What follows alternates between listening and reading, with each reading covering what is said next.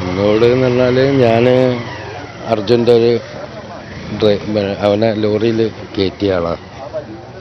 അവരെ ഡ്രൈവിംഗ് പഠിപ്പിച്ച ആളാണോ? ഡ്രൈവിങ് പഠിപ്പിച്ചല്ല, എൻ്റെ ലോറിയിലാണ് അവൻ അർജുൻ ഫസ്റ്റിൽ വന്നത്. അത് പിന്നെ എന്താ പറയുക, ഒരു ഇതാണ്, നമുക്കൊരു ടെൻഷനാണ്. ആദ്യമായിട്ട് ഞാനാണ് ഈ ലോറിൻ്റെ അതിൽ എനിക്ക് ലോറിയായിരുന്നു. അപ്പോൾ ഞാൻ ഈ റൂട്ടിലൊക്കെ ഓടുന്ന ആളാണ്. അപ്പോൾ ആ സമയത്ത് ഇവൻ 2014 എൻ്റെ വണ്ടിയിലാണ് ഫസ്റ്റിൽ വന്നത്. ഞാൻ അർജുൻ്റെ അയൽവാസിയാണ്, 2 വീടപ്പുറത്താണ്. അപ്പോൾ അവനാണ് ഞാൻ ലോറി ഓടിക്കുക എന്നത് അർജുൻ്റെ ഒരു അതാണ്. അവന് ചെറുപ്പം മുതലേ എനിക്ക് ഒരുപാട് വർഷം മുമ്പ് വണ്ടിയുള്ളതാണ്. അപ്പോൾ അന്ന് മുതലേ ആയ സമയത്ത് മുതലേ എന്നോട് ഇങ്ങനെ പറയലുണ്ട്, വണ്ടിയിൽ കൊണ്ടുപോകണം. അങ്ങനെ 2014 അപ്പോൾ ഡേറ്റ് കറക്റ്റായിട്ട് അറിഞ്ഞത് നമ്മളെ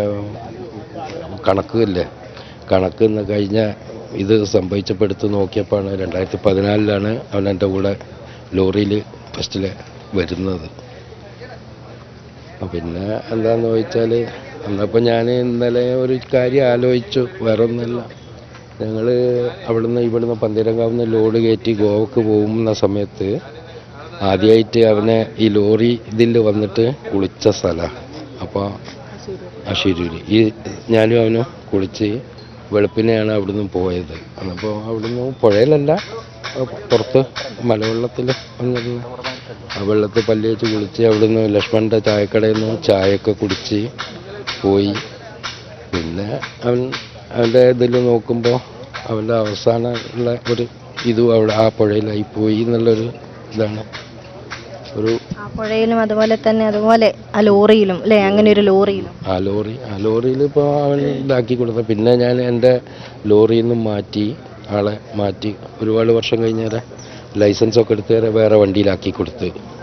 അത് ഞാൻ തന്നെയാണ് ആക്കി കൊടുത്തത്. പിന്നെ ഈ മരംവണ്ടിയിൽ, ഈ വണ്ടിയിലല്ല, മനാഫിൻ്റെ വണ്ടിയിലല്ല, വേറൊരു മരംവണ്ടിയിലാക്കി കൊടുത്തു ഞാൻ.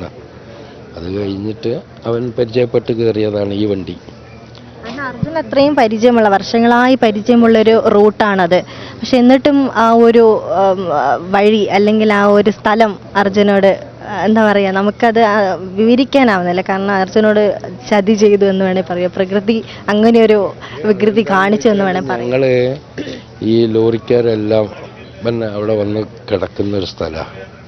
നമ്മൾ ഒരു റെസ്റ്റ് ചെയ്യാനുള്ള, കാരണം അതിനുള്ള എല്ലാ സജ്ജീകരണമുള്ള ഒരു ബാത്റൂം പോകാനാണെങ്കിലും ഒരു പിന്നെ കുളിക്കാനും നനയ്ക്കാനൊക്കെ പറ്റിയൊരു സ്ഥലമാണത്. അന്നപ്പോൾ അതിൽ ഒന്ന് ഈ ലക്ഷ്മൺ നായിക്ക് എന്ന് പറഞ്ഞ ആൾ നമ്മളെ മലയാളി ഡ്രൈവർമാരോട് ഒരു ആത്മാർത്ഥ ബന്ധമുള്ള ആളാണ്.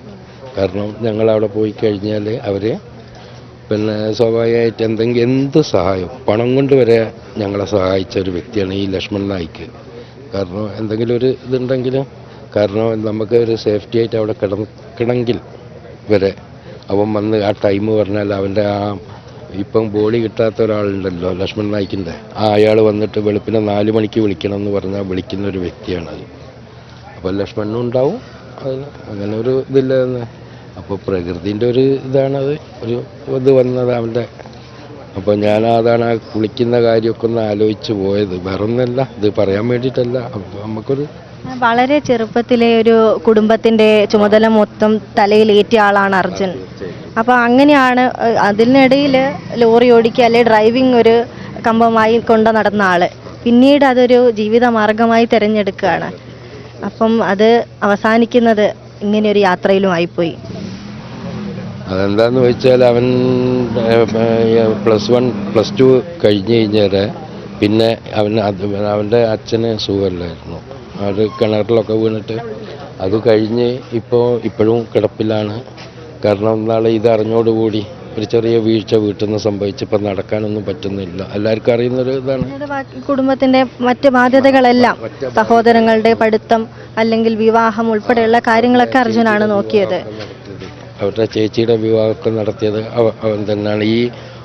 കാരണം ആ ഡ്രൈവിങ്ങിനോടൊരു ഇമ്പം വന്നോടുകൂടി അങ്ങനെ വന്നങ്ങാണ്ട് പിന്നെ ഒരു ജീവിതമാർഗമായിട്ട് ഇങ്ങനെ പോയി അതിൽ വന്നു. നമുക്ക് ഏറെ വിഷമം തോന്നുന്നത് മകൻ അങ്ങനെ അർജുൻ ഓടിക്കുന്ന ലോറി പോലുള്ള വാഹനങ്ങളാണ് അവൻ്റെ കയ്യിലുമുള്ളത്. അവൻ അത് ഓടിക്കുന്ന ദൃശ്യങ്ങളൊക്കെ നമ്മൾ മുമ്പ് കണ്ടിട്ടുണ്ട്, അല്ലെ നമ്മളിവിടെ അല്ലാതെ തന്നെ വ്യക്തിപരമായി വന്നപ്പോഴും നമ്മൾ കണ്ടിട്ടുണ്ട്.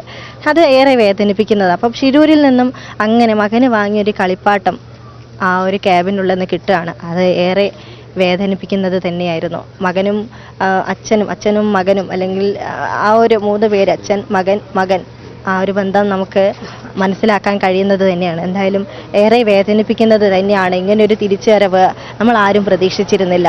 അർജുനെ ആദ്യമായി ഒരു ലോറിയുടെ വളയം പിടിക്കുന്നതിന് വേണ്ടി കൊണ്ടുവന്ന ആൾ, അല്ലെങ്കിൽ അർജുന് കമ്പം തോന്നിയ ഡ്രൈവിങ്ങിലേക്ക് എത്തിക്കുന്ന ആളാണ് ഇത്. മുനീർ എന്നാണ് ഇദ്ദേഹത്തിൻ്റെ പേര്.